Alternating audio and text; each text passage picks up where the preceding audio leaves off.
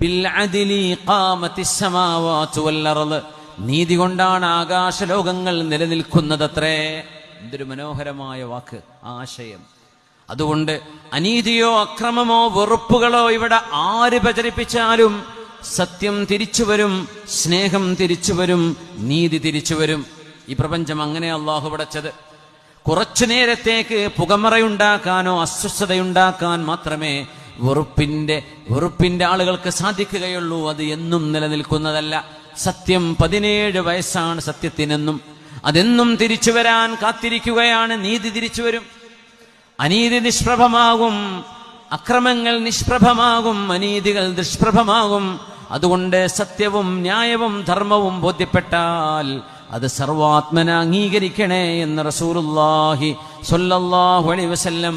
അതൊരു വിശ്വാസിയുടെ, മനുഷ്യരുടെ ജീവിതത്തിലെ ഏറ്റവും വലിയ ഗുണമാണ്.